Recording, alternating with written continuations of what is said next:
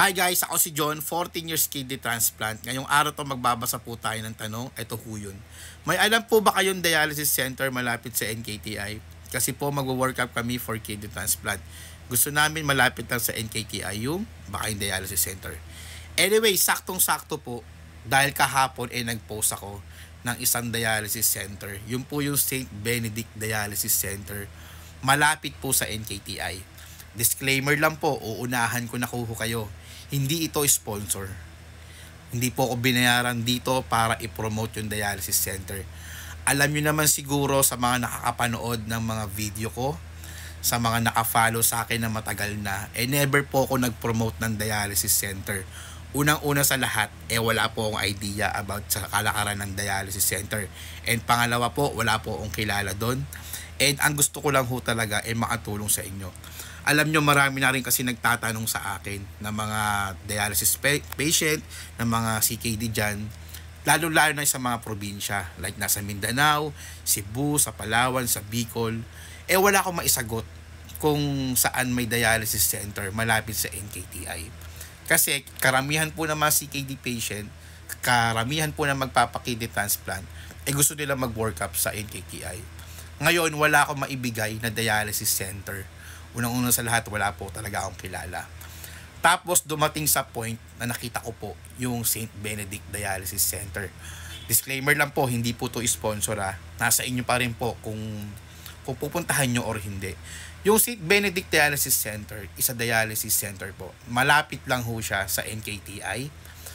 Within East Avenue, malapit lang po sa SSS. Siguro para ma-appreciate nyo yung lugar, one time pupuntahan ko, ipapakita ko sa inyo kung saan. Ang goal kasi nun, once na mag-work up kayo, mahirap po kasi kapag nasa probinsya kayo. Pamasahe, lalo na pag mag-aeroplano kayo, magastos, nakakapagod. Ang work up kasi, mabilisan yan. Tuloy-tuloy ho ang work up.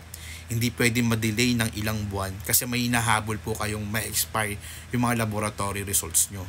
So, kailangan yung dialysis center nyo, malapit lang ho kung saan kayo nagpapadialysis. One of this day, pupuntahan natin yung dialysis center na yon, yung St. Benedict Center na yon, para ma-appreciate nyo yung lugar. Then, kayo na rin po mag-check kung may mga tanong kayo, i-PM nyo ko, ipapakita ko sa nakausap ko sa St. Benedict.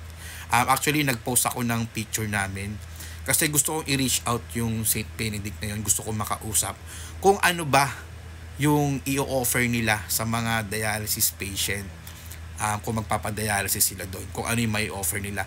And maganda po ang sinabi nila sa akin at gusto ko kayo mismo ang makarinig kung ano yung sinabi nila sa akin. At for sure, ma-appreciate nyo. Alam nyo naman siguro na never ako nag-promote ng mga dialysis center na yan.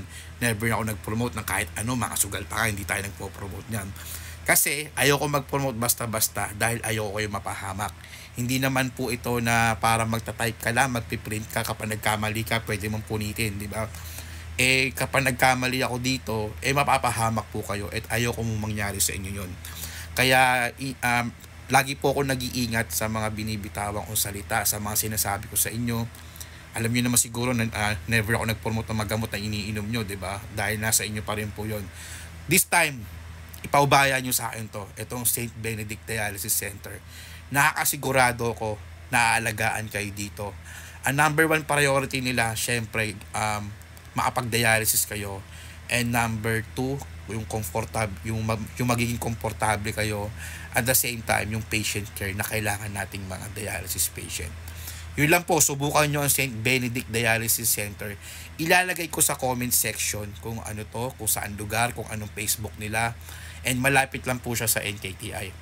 Tapos ipapromise ko sa inyo na isi-share ko sa inyo kung saan lugar. Ipapakita ko sa inyo kung gaano ka-easy access siya sa NKTI. Yun lang po, ingat po palagi and God bless sa ating lahat. Kung nasan man tayo, mas importante pa rin ang kalusugan natin. Ingat po palagi.